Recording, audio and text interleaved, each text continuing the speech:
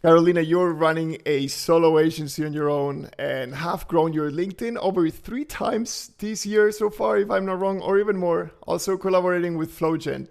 So, onto this podcast, we're gonna discuss your growth hacks. What AI agents do you actually have working on a daily basis?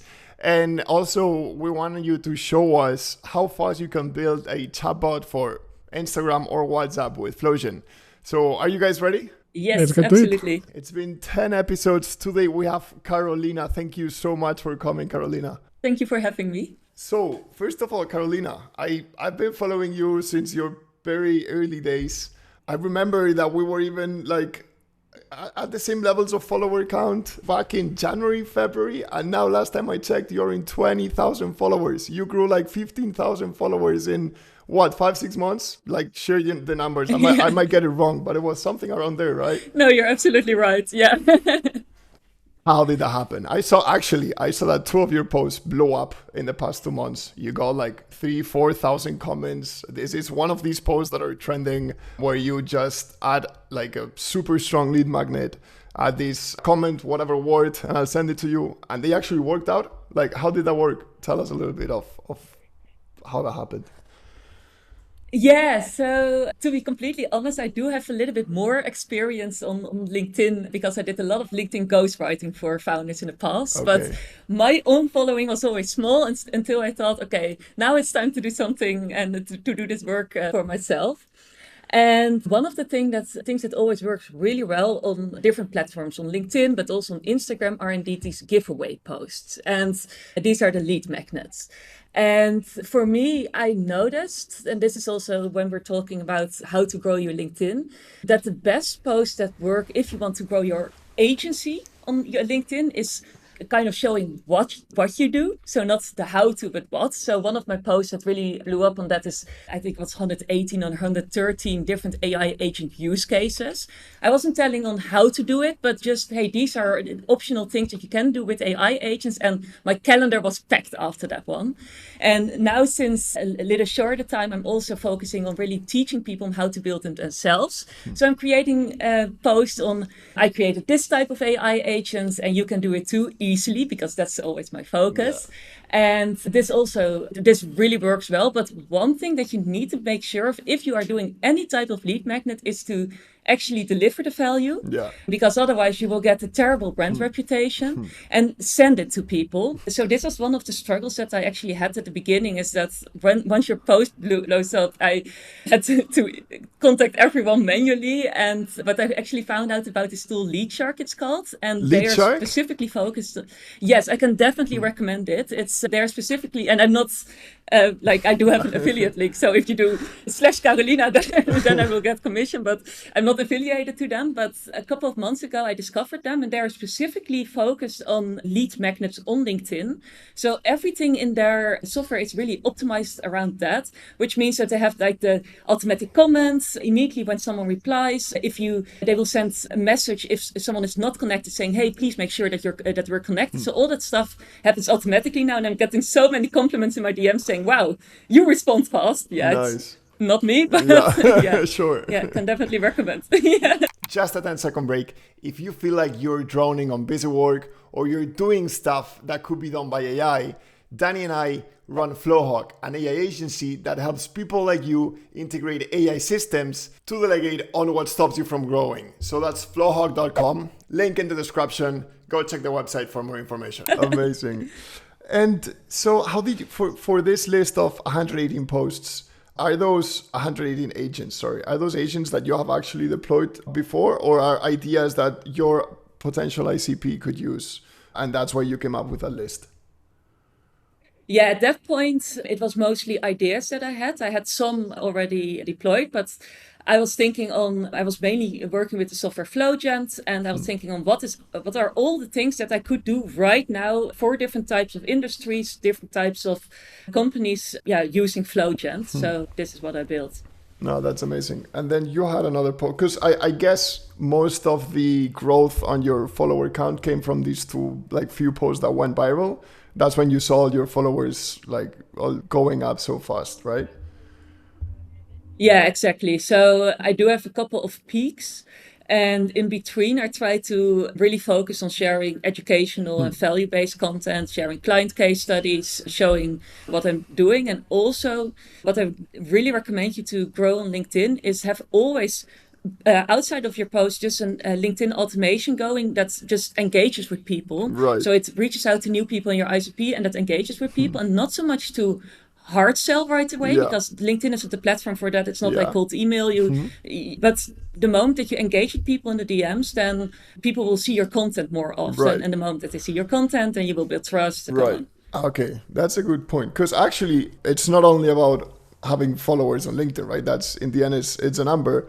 But it's the importance, the metric that we all, especially when we run agencies and when you're like having a product in the back, the end KPI or the North Star metric is how many leads do these posts convert, or how many calls do you get from this type of content. Do you see that with these like more viral posts, or like, do you see a relationship between the engagement rate of every post with the leads that come through, or that's something that happens separately? No, that happens separately. So one of the things that I noticed is mostly from the giveaway posts, I get a lot of leads, the do-it-yourselfers leads. This is why I also introduced it by saying, hey, there are two different ways on doing giveaway posts or LinkedIn content posting in general, sharing what you do instead of how you do it. So usually most giveaway posts are how you do it, and most leads are indeed to do-it-yourselfers, and that's why I also started the community to help those people, because before they had so many questions and they wanted advice and calls, but I couldn't really help them because that's not feasible to do that for free for everyone, of course. And agency clients, I really get them from my post about case studies. So case studies showing results, that's what really converts agency clients. And of course, there's a little bit of both in both sides, but that's really the clear distinguishment I see. Yeah, we don't want to make the entire podcast about LinkedIn, but it is actually really important for the founders listening to be active on LinkedIn and to actually grow your presence there, because it's a very direct way to actually build a public reputation and to build your own brand, which builds a lot of trust to the end user. So actually LinkedIn, if you still are hesitant on commenting and stuff, a lot of founders still see LinkedIn as that platform for hiring and finding jobs in specific industries. But again, and Carolina, I guess you're a pretty great example of how important it is to create a solid like personal brand, which will then lead to more growth, more clients coming through. So you are also running an AI agency. You have an academy, right? Or a course, which is called AI Made Easy, right? Mm-hmm. So you have those two things. You're also helping Flowgent. Out of your week, first question, how many hours, like working hours, does your week have? Being honest. Working hours a lot. I usually also work on the weekends. Okay. I work in evenings. I right now a lot, but I need to, even though I do have a lot of automations, but I just am doing too much. I'm helping too many clients. I'm helping to, I'm at the same time starting the community. So yeah, too much. Yeah, but you're it's at that time where you actually have to run that extra mile, because then in a few months or years you'll step back. You'll step back for sure. So how much time? Out of all those hours that you're investing every week, how much time do you spend for each of the verticals? Regarding how much hours do you put to creating content on LinkedIn? I don't want the exact amount, but maybe a percentage of 30% I do LinkedIn, 30% I do agency, or because it's something we're actually struggling. We're also running an agency and we're struggling to put that. We're also doing a lot of outbound and we're struggling to put the amount of hours that are probably needed to come up with content ideas, to actually generate the content, to publish actively. So how are you organizing your time per week with all this agency, academy, and content creation? Yeah, good question. So usually I take calls on Thursday and Fridays, and then during call days, I find it very difficult to do any deep work. Then I try to do a little bit of content on those days. Client work, that's actually the funny part. I like to do that in the weekend the most, because for client work, I usually really need to deep dive. And then nobody is bothering me. So it's quiet in the office, no one is there, and I really like to deep dive. So usually on Saturdays, maybe Sundays and Mondays. And then besides that, I have YouTube content. I'm recording more YouTube content now as well. Yeah, you started a few months ago, Yeah, right? I started a YouTube channel. Yes. And like you said, you are juggling with doing both the marketing content and fulfillment for clients. I am juggling with that absolutely as well. I think that's something that's a lot of, also if there are agency owners listening here, they will recognize that as well. I try to make at least one day a week completely focused on marketing content. So YouTube content and LinkedIn content. Are those the two channels? Yeah, and newsletter and newsletter as well. It's so important to continue that, to share the story, to share what you're doing. But to be honest, I don't always it's always something with clients going on that you need to fix quickly. But I try to do at least one day focus on marketing content. And last, what about the YouTube? You go I'm for it. interested about the YouTube part, because the way Nacho and I work is more or less he's pushing more on LinkedIn, I'm pushing more on YouTube. And the question that Nacho was making, like, it's like our pain right now. Like, we have like so much client work to do, and at some point, like, we spend like some weeks without posting on YouTube, and it's hard, no? And we are too. So I cannot imagine, like, you just being one, how you can manage to build a YouTube brand, a LinkedIn brand. Are you repurposing content, or how do you manage to get on like these three different sources that you were mentioning: newsletters, YouTube, LinkedIn? How do you do it? Yeah, that's why my work weeks look like that, because I'm trying to do the work of multiple people by myself. But yeah, so I do absolutely repurpose content. So YouTube content, if I shoot a long, in-depth video, that's usually something that I also use for my giveaways. So this is a little secret. Usually you will get my YouTube videos then. I try to turn those into carousels as well if possible, and I played around a little bit. So okay, this is one of the automations that I try to create, is an automated carousel creator based on my YouTube content. So the problem with automating that is that Canva is usually the platform that you use if you want to automate or if you want to create carousels. In Canva, you don't have API access unless you have an enterprise plan, but I figured out a way that you can download your carousel template from Canva into Google Slides, and then you can actually have like the Google Slides templates, and then you can have the information filled in, and you can also add images. So I'm playing around with that, but it's not the quality that I want it to be yet, so it's not there. But this is the stuff that I am trying, and that I do work on also inside my own one-person agency as well, to make it easier to get more leverage kind of based on automations. Yeah. Now that you are mentioning carousels on LinkedIn, is there any reason why you are specifically using carousels? Just a tricky question here, and I will explain you afterwards why. Just want to get your thoughts.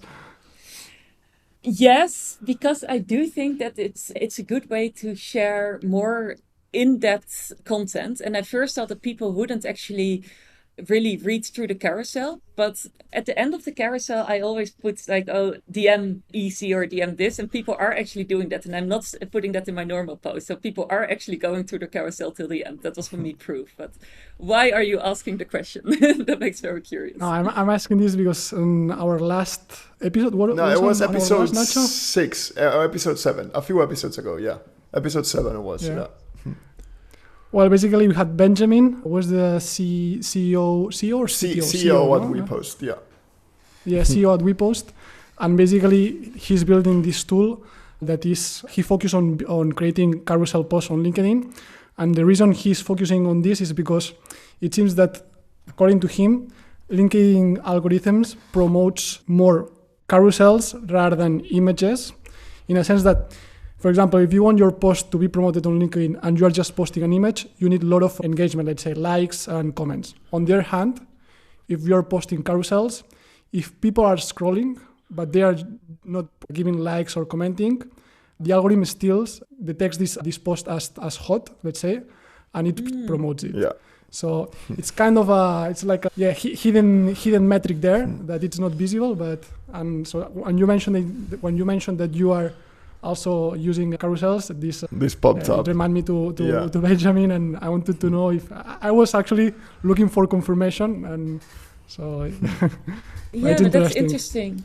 Yeah. So I can imagine actually that LinkedIn would also track if you are clicking on an image, because usually on a single image post. So my advice on this is do a balance of everything. So I wouldn't do only carousels. I tried at some point to only do AI avatar generated videos. I noticed with HeyGen, right? You had a few months where you were posting everything with HeyGen, and honestly, it was pretty solid. You could tell it was AI at some point when you saw, because I had seen the videos before, like the natural videos, and then your AI videos, and I was like, she's automating this with HeyGen. Yeah, I remember. So I built a system for that. It was really useful, but at some point I thought, okay, maybe it is, I don't know, decreasing a little bit my authenticity, I would say. Like you don't really connect with someone who's using an AI after video, but it is, I would also, I would still recommend trying it at least, because it's very easy, because I didn't have the time to record myself. So. No, being honest, I feel like it's good to have these AI generated videos of you, for example, to explain news or whatever. But it's good to see the real person, the real human behind every now and then, to know that she's still there. No, it's not like, she automated the entire LinkedIn and now she's working on all other stuff. It's actually fun to see also the human side. So it's good that you went to this both human, it's like hybrid of human and avatar. So it makes sense. Yeah, in the end, I want to know your take here. Like, I guess that when you were using HeyGen, this was like a couple of months ago, and the technology was still not there. Like you could easily see that it was AI. But right now we are reaching a point where like these avatars are becoming super realistic, right? But as Nacho was saying, even if these avatars become hyper realistic and you cannot distinguish, I think it's super hard to never distinguish that if it's a person or an avatar. But even if we reach this point where it's 100% real, do you think that people would like to follow this? Like on Instagram, they do. Yeah. So on LinkedIn, I'm not on LinkedIn. I'm not sure about that. Like how that would work. But on Instagram, there are of course examples of AI influencers who have maybe some even already a couple of million followers. So and people know that it's AI even. There is some proof, and also one of I forgot the name of it, but there's a huge B2C AI company that has like this AI girlfriend that you can talk to, AI boyfriend for to the character really AI, fight I think it's called kind of. Character AI. I think so as well, and they are huge. So there is some demand at least for AI generated people, avatars, people. So also for socials, it should work, I think. Nice. Well, and before jumping to the next step, because we already mentioned a few of your automations, which is the next little conversation. You post a lot, like 5 times a week or 4 or 5 times a week. How do you manage to come up with ideas, content ideas? Do you have a system or an automation that lists you powerful content that you can come up with? Or is it you thinking over and over again what you're going to be talking about on the next month, for example? How is that system working? Yeah, great question. So I have a couple of automations in place for that. So first of all, I follow a couple of newsletters, but I never have the time to really read all of those newsletters. So I have an automation that summarizes every week those newsletters for me. Then I see what's hot, what's happening. I have a couple of LinkedIn creators myself that I follow as well, but I also get a weekly summary of their posts. So what were the best engaging posts? And I like to keep all of that right now in email, but I'm also a big fan of Airtable. But inside of Airtable, I have a huge system with these are my LinkedIn posts, this is the YouTube post. Once I have a LinkedIn post or a YouTube post written, then automatically I will get drafts on LinkedIn posts as well for that already. And I do write a lot of stuff still manually as well. Yeah. So, for example, you referenced one of my latest posts that went viral. I wrote that manually because I do still think that you notice the difference, kind of. It's too perfect sometimes with AI, but I also use AI for drafts for sure. Yeah. Right. Yeah, but Airtable I recommend for that. What's the model that you recommend when drafting? 4.0 or 4.5, and if you are using the API, then I would recommend 4.1. Okay. And I'm still a big GPT person. I know some people are really a big fan of Claude, but for me, I don't know. I still stick with GPT for most. I have the same feeling. For me, like I really like 4.5 for drafting. Yeah. Specifically for emails. Yeah. Posts, well, you have to tweak it a little bit, but yeah. And you say that 4.1, it's like compared to 4.5. What's your? You think it's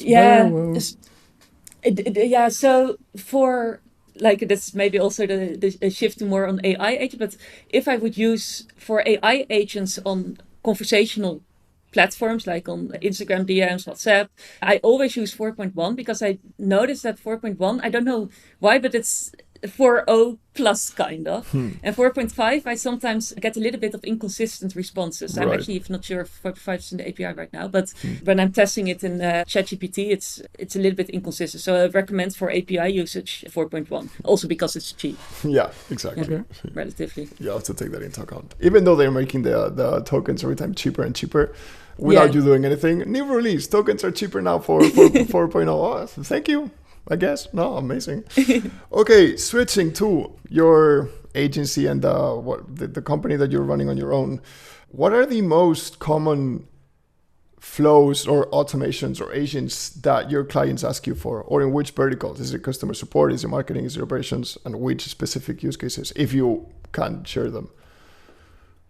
Yeah, of course. So my main focus for my agency services is customer engagement and customer support AI agents. So I really focus on AI agents that are optimized for Instagram DMs, for WhatsApp, for website chat. My main focus, or the most requested types of AI agents, are for creators and e-com stores. So for creators, it can be usually it are appointment setters. So if you are a creator on Instagram, this is usually the case. If you have a lot of followers and you sell, it's usually course sellers. If you sell courses or you do some coaching, a lot of those creators, course sellers, or I don't know how to name them, but they do things like giveaways, comment this, and then I will send you a message. And then usually they have some appointment setters, human appointment setters in their DMs, really connecting with all the people, and then they're scheduling a call with one of their closers. So that human appointment setting part can be completely automated, and you can't if you give enough examples in the prompt, if you give enough guidance to the LLM to how to really respond on different scenarios, you can't distinguish it from human anymore, except that it's always like very engaging and very interested, rather than human appointment setters who can be at some point being a little bit like, I don't care about this person. Yeah, they can get emotional at some point, and the good stuff about AI is that you're not going to have that bad side of emotions when you got burnt out from one of the messages or whatever. So any creators that you are creating content or on Instagram, LinkedIn, or on your website, you got Carolina to go to they will help you with these chats for customer support. She has a lot of stuff going on, so she's definitely going to do a great job.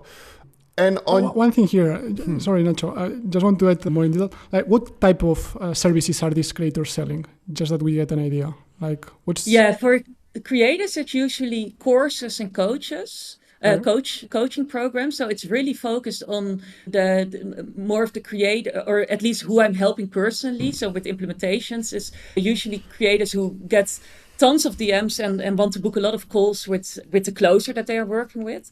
E-com stores, then we're talking about bigger brands, or also smaller brands actually, but brands who also get a lot of DMs on Instagram with questions about their products, on WhatsApp or on website chats, also questions about products, but I also can build in things like cancel an order like within a couple of hours, or one of my clients, she has like a subscription-based e-com products, like people get it every month, but they can easily, her customers can easily just cancel their subscription by logging in and canceling, but for some reason they just keep on bothering customer support for that. Right. And then she has to do it manually, because if she tells them, yeah, you can just log in and change it, then they don't do it. So Yeah. I built like a tool call for her AI agent to actually be able to cancel those subscriptions on her behalf. So she doesn't have to do it. The customers can just say, hey, I want to cancel right now.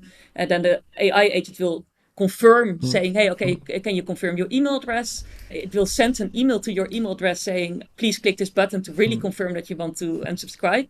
And then then they're unsubscribed. But also discounts in the past. So sometimes it's also a big use case in e-com. So we have mostly in fashion. So it happens a lot that people are buying something and the next day it gets in sale. And then they are annoyed because they will start bothering customer support. Yeah, I bought this yesterday and now it's in sale. So my AI agent can also just recalculate it and partially refund stuff based on the requirements that you set, the conditions that you as a company, you say, okay, if it happened within 72 hours before the sale starts, then we can do it, otherwise not. And yeah, the human customer support team doesn't have to do anything anymore. It just happens on autopilot for them. Right. Yeah. Nice. So in the end, there's like, you're doing like huge integrations behind the scenes, like to integrate with, I don't know, if you are with WordPress or Shopify, with the database of WordPress and Shopify to get the products, right? And for the booking systems, also, I guess your clients have their own booking or their own CRM behind the scenes. So you are doing like a huge integration as well. Yeah, so this is not the typical no-code agent that you just put like a prompt on knowledge source and it just replies. Behind the scene, it's taking some actions that you're saying, right? You're using tool calls. So yeah, true. So for the product integrations, until now we had to do it manually, but Flowgent actually, I think it's going to be next week. They will get a native integration with Shopify, so you can just log into Shopify and your AI agent will know all of your products from that moment and it can look up orders. But indeed, the more advanced tool calls, that's why people hire me. But if you are, for example, small store owner and you want to automate your Instagram, WhatsApp, website chat, then you can just go to Flowgent and automatically an AI agent will be built for you in your tone of voice based on your website. You can then log into Shopify to synchronize your products and it will send you an email notification the moment that someone has a bigger question besides what is your return policy or something like that. Yeah. And you're using Flowgent on the back for all these use cases for all these branch. You have Flowgent on the back. Okay, amazing.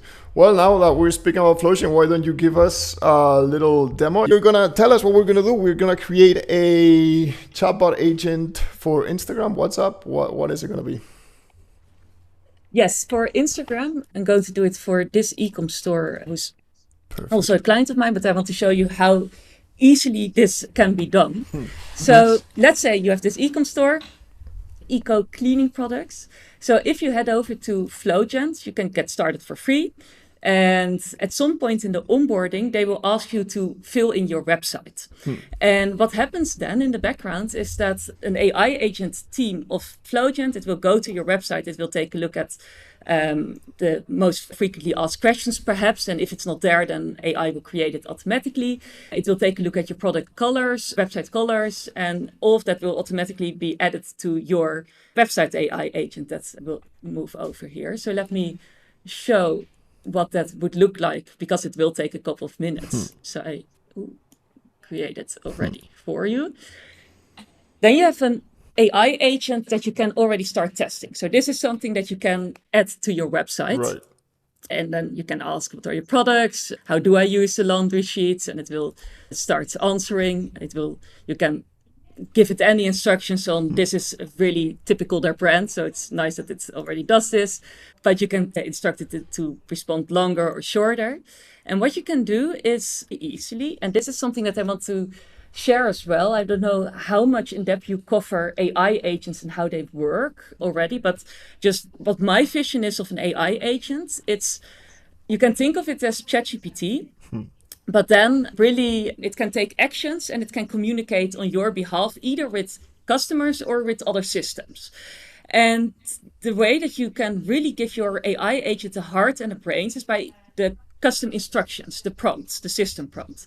And this is the part where what's most challenging for most people, but also what can really, really make or break your AI agent. Because what do you need to do? You need to give a lot of examples on how to communicate, how should it, in what cases should it answer what, really play around with that. So have an FAQ with this is the questions that we might get, and this is the answers that we want. So this ensures that you will get like a good quality AI agent. So that's the heart and the brain of an AI agent. Then the next thing that an AI agent has, and interrupt me or if you don't agree with anything, but the next thing that an AI agent usually has is some knowledge. Sorry, Carolina, just for people to understand, here in the agent profile, in the prompt, you are just specifying the format, right? There you are not putting the actual questions and answers that need to be replied. I guess you're going to do this in the knowledge base, right?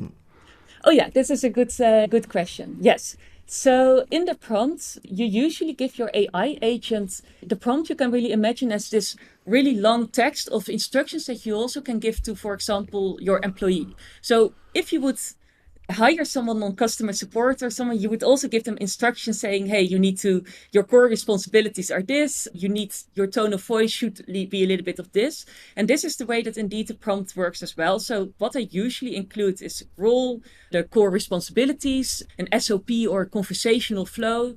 I do sometimes ask some frequently asked questions. I put it as well in the prompt because otherwise it might take the AI agent a little bit longer to search for it.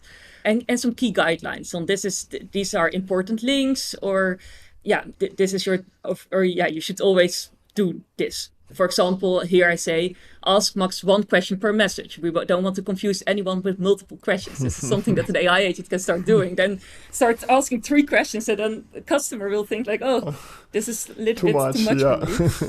Yeah, just keep it chill. So these are all things that you would really go back and forth, but inside of Flowchart they will already create this draft prompt for you, so you don't have to think about it too much. But you can make changes there. Can you show me the last part of the prompt, like the end? So inside of Flowchart they have this FAQ, but this makes it a little bit confusing. So they have an FAQ section inside of the knowledge base, but those will be added to the prompt. Because we noticed that if you are adding FAQs to the prompt, so really the most frequently asked questions, the AI agent will behave better kind of because it's also when it starts searching for other knowledge, it will has these FAQs as context, and also as context for how to actually answer questions. Yes. Nice. Yeah, and the second part that you always want to add to your AI agent is a knowledge base. So a knowledge base is usually within an AI agent. You can think of surface level knowledge. These are the FAQs. So you add those to the prompt. But deeper level knowledge, that can be, for example, your Shopify store, your website. It can be a CRM. It can be anything. If you have a lot of guides on something, maybe you want to create an AI coach. Inside of a knowledge base, you can really add different documents, even books, PDFs, anything that you want to add. In Flowchart, you can add that via the knowledge base. In other softwares like Relay app, they also have a knowledge base, and you can connect also. In Flowchart, you can, for example, connect your Notion, have a real-time sync, but other softwares maybe have other things. If you are familiar with N8N, that's of course a software that's very popular to use, then you really need to build knowledge base yourself. And that can be done using databases like Pinecone, for example. But that's a little bit more complicated. So then you can indeed, like we mentioned, add some tools. So one thing that you can always add is send an email notification, because what makes an AI agent an AI agent? If it can actually take some actions at some point, and if it can decide when to take those actions.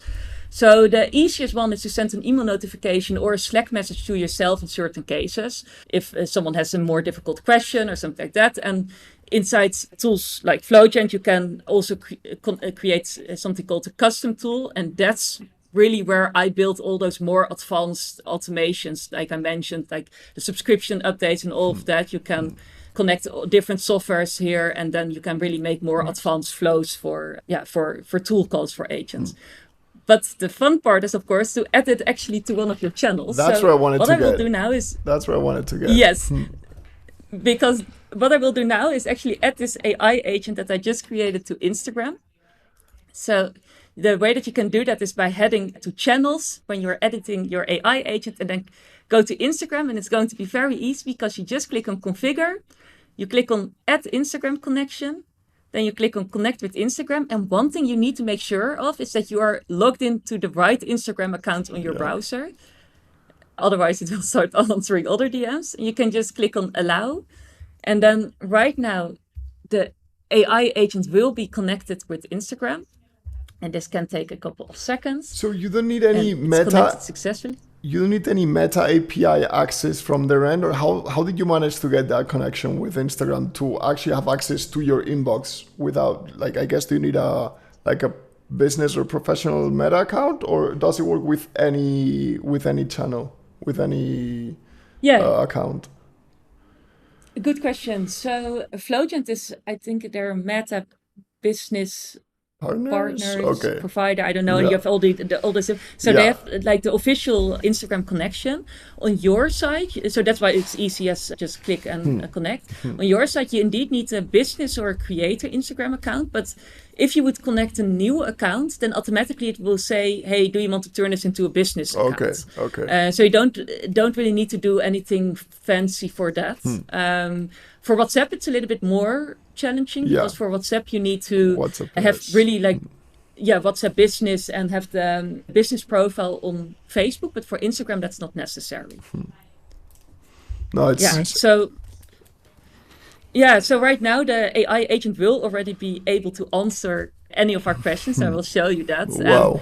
One of the fun things that I just want to share as well is that you can really customize how the agent behaves on Instagram. For example, do you want it to send multiple messages or not? Or do you want some random response delay? This is very useful for the coaches and creators because they don't want to respond every time, like within a couple of seconds, right? So here you can send a random delay, and sometimes the agent will take 10 minutes, other times it will take 3 minutes to respond to make it more human, or working hours and that stuff. But let's move over to... Actually, one question, Carolina, because I've seen you have like a very interesting feature there. Can you go back to Flowgent? Yeah. Like this takeover detection, how does it work? Because what we have seen is there's a very complicated edge case when you are building this type of systems, and is that somehow or sometimes customers ask things that maybe the bot itself or the agent itself it's not able to reply, and it needs to send this to a customer. But at some point, you need to synchronize the customer, like the human that is replying with the bot. So this way, they do not reply at the same time, or they don't, right? Or they don't. There's not a contradiction there. So is what this takeover detection thing is solving this issue, or how does it work? Yes, that's exactly that indeed. So this takeover detection works as following. So the moment that the AI agent can't reply to a customer, it will send you either an email notification or a Slack notification, or create a ticket inside of your ticketing system. Then you as a human can head over to the chat inside of Instagram, send a message, and if you have this takeover detection toggle turned on, the moment that you send a message as a human, then automatically the agent will stop responding. So this way you can really prevent indeed those problems of having the agent respond at the same time similarly to you. And they have a chat interface, so they have a multi-inbox for WhatsApp, website chat, and Instagram chat. And in all those places, you can always lock and unlock your agent as well. But for Instagram, one of the easy things is that if you send a message yourself, you can have it automatically locked already. Yes. Cool. Super sick. That's super useful. That's super useful. Because it is one of the use cases that we have seen that it's required, and there are not that many tools out there that serve this case. No, it's really optimized for. That's why they also said, okay, we're going to hyper focus on these channels to make all of these kind of functionalities to make it very, very useful for them. Because otherwise, indeed, if you have to build something like this yourself, that's going to be a headache. Yeah.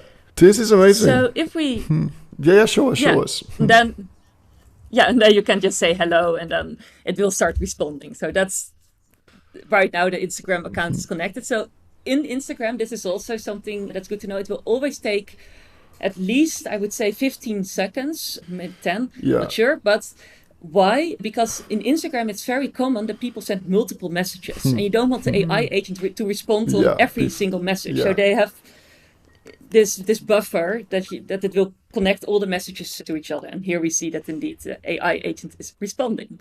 So I will stop. That's super powerful. That's super powerful.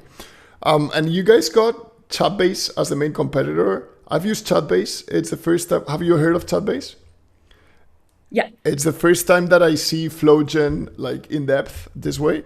I personally want to say that I like Flowgen a lot. I don't want to take sides because I've spoken to the team, Chatbase, and I have a pending post about Chatbase, but I'm also going to do a post about Flowgen, maybe like a comparison post.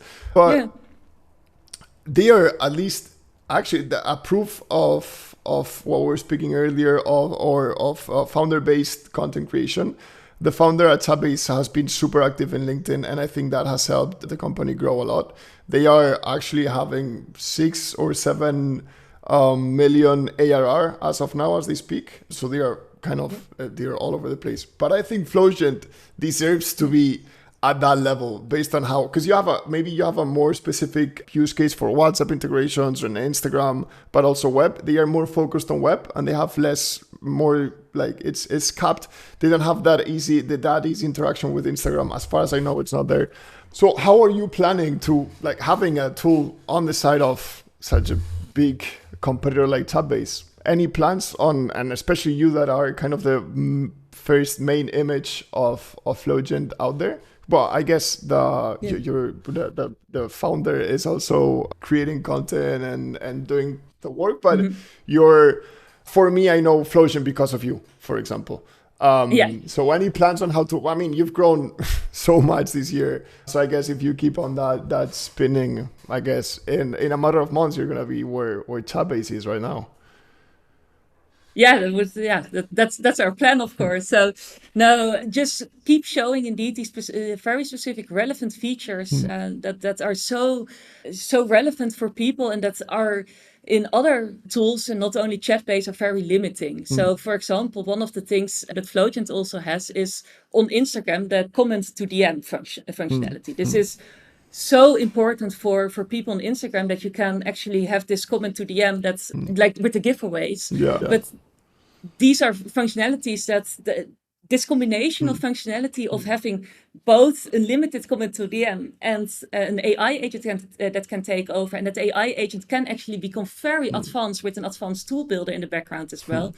I think it's a very unique combination there is already a big demand for it, just more and more people need to know about it. So that's spread the word, I would say.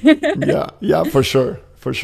Well, we are already 45 minutes in. We have a closing tradition, which is usually about more personal questions off the hook. But before leaving, I also want to ask you, what are the top 3 automations that you have running on your end every day that you could not live without from now on?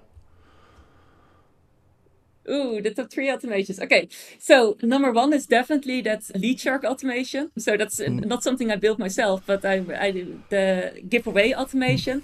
Number 2 is automation for my other LinkedIn post engagement, where I send out automatically DMs to everyone who engages with my LinkedIn post. So probably you will get it as well sometime. Number 3, what's my main automation? Yeah, the content automation. So everything to make sure. So all my automations are really content and LinkedIn and lead generation focused, but the automation of creators. So the summary of the creators and also the newsletter summaries to keep on getting fresh content ideas is very important for me. Amazing. And from my end, one last question. You have very few free hours a week, as we mentioned at the beginning of the podcast, because you're always working. What do you like to do on your free time? I really like going to the gym. So I also go to the gym daily. So that's for me really like a non-negotiable. And here, so I live in Dubai right now. Nice. So it sounds like I'm always working. But what did I do this weekend? Fun things with friends, of course. So this weekend we went to this fun quiz room, and it's like an imitation of a real life quiz show. And then everyone has to press the button and be really quick, and then you can steal from each other. And I really love doing that kind of stuff. Yeah. Nice. Fair enough. Danny? Yeah, Okay, what weird about activities. Yeah. What about Dubai? Like, this came out of nowhere. I thought you were like You're in the Netherlands. You're from the Netherlands, right? Yes, I'm originally from the Netherlands. I was born and raised in the north of the Netherlands, a town called Groningen. Groningen, nice. Then moved. Nice, very, you know it. Very student city, right? It's very university student. Yeah, I studied my Erasmus in Rotterdam, so everyone was going up to Groningen for parties and stuff. Yeah. Yeah. Nice. Yeah, nice. so absolutely. Yeah, so but moved to Dubai a year ago. And yeah, but I'm going to Bali in a week because it's too hot outside right now in Dubai. So I'm going for 2 months over to Bali. Amazing. Manageable. But how come did you decide to move to Dubai? Like, is there any? Good question. So we first moved to Lisbon, lived there for a couple of years. Why? Because there was a huge marketing thing going on that Lisbon was supposed to become really the digital hub of Europe. Yeah. I really loved Lisbon, as in it's a super cute city. Portugal is amazing, but it wasn't really the startup hub, business savvy environment that we were looking for. So some friends recommended Dubai, and we visited and immediately thought, okay, this is indeed the business climate that we're looking for. Right. Everyone who comes to Dubai is really focusing on building stuff, growing stuff, learning from each other, networking with each other. So yeah, really love it so far. Yeah. Great, nice. Well, Danny, you know where we're moving next year. No, jokes. Yeah. Jokes. Well, 2026. Yeah, have you ever been? Well, Carolina, thank you so much for the time. It was a little longer than 30 minutes, so thank you for giving us those extra 20 minutes. Sorry for chatting so much. We love it. We really appreciate your time being here. We're wishing you the best. Please keep doing the same thing that you're doing. You're going to be growing so much, so fast. So it's a pleasure to have you here now. And yeah, let's definitely stay in touch. And thank you everyone for tuning in. Thank you, Carolina. Thank you so much. Bye-bye. Bye-bye. See you.